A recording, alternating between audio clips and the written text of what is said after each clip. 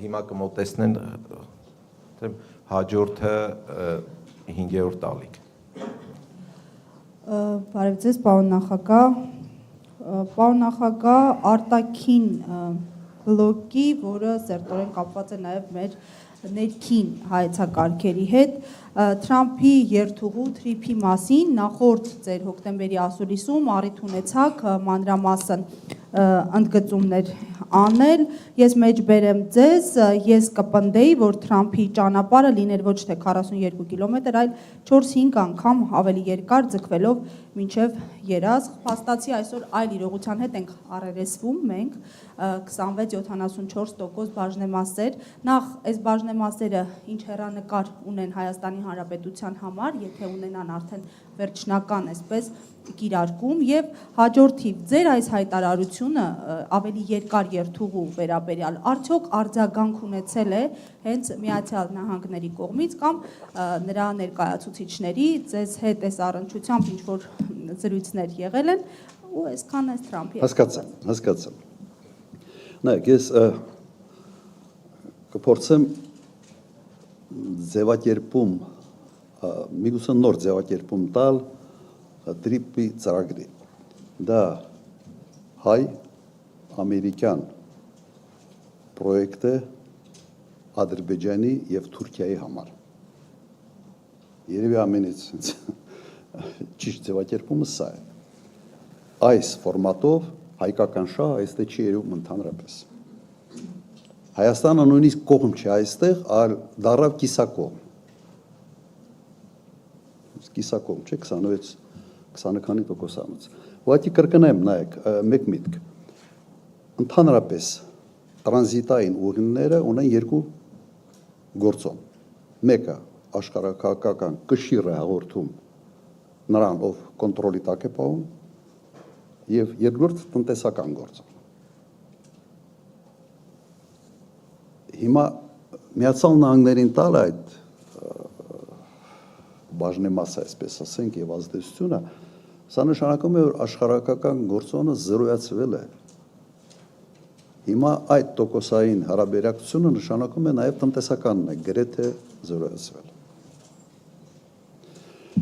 Հիմա ես կարող եմ մի քիչ մոդիֆիկացնել իմ անցած առաջարկը, որ տրիպը պետք է մեծանա։ Ձևակերպումը հետևյալ կերպ կտամ։ Հիմա կարող են լինել երկու տրիպ։ Տրիպ 1 Մեղրիի հատված, տրիպ 2 Նախճիվանի հատված։ Հասկացաք։ Այսպես միգուցե դա ավելի հեշտ է կազմակերպչական առումով ձևավորել, բայց բովանդակությունը նույնն է լինելու։ Կարգավորումները նույնն է լինելու, այո, նույն պայմաններով։ Որ չստացվի, որ հայ-ամերիկյան պրոյեկտը Ադրբեջանի եւ Թուրքիայի համար պրոյեկտ է, այլ ոչ թե Հայաստանի համար։ Արձագանք չէ, ես չեմ էլ փորձել, ես ուղղակի տվել եմ գաղափարը եւ հասկանում եմ մեկ բան, որ Միացյալ Նահանգները փորձելու են այս ծրագիրը բարձեն առաջ եւ ես անկեղծ ասած չեմ տեսնում Միացյալ Նահանգների տնտեսական շահ մոտավորապես միգուցե այսպիսի հաշվարկ այս անկյան տակ նայենք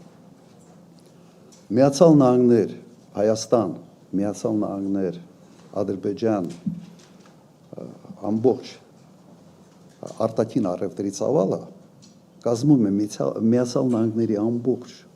արտաքին ծավալի մոտավորապես 0.004 թե 5 ամբողջ հարավային Կովկասը Վրաստանի հետ 0.04% ընդամենը սա ոչինչ է Միացյալ Նահանգները հարավային Կովկասում տնտեսական զրոյական շահ ունեն եւ այս հետաքրքրությունը կապված է մենք հանգամանքի հետ Իրան Իրանի սահմանը վերցնել վերահսկողության տակ ուրիշ բացատրություն տրամաբանական ուղղակի չկա շատ են փորձել այսպես ասենք լարել նաեւ իմ երևակայությունը գտնելու համար ինչ որ մի բան չկա եւ այստեղ ես տեսնում եմ իհարկե Իսրայելի դերակատարությունը որովհետեւ Իրան Միացյալ Նահանգներ հարաբերությունները մեծապես կախված են Իսրայելի քաղաքականությունից։ Սա հենց այն դեպքն է, երբ Հայաստանը այս ծրագրով իրեն դնում է աշխարհակաղակական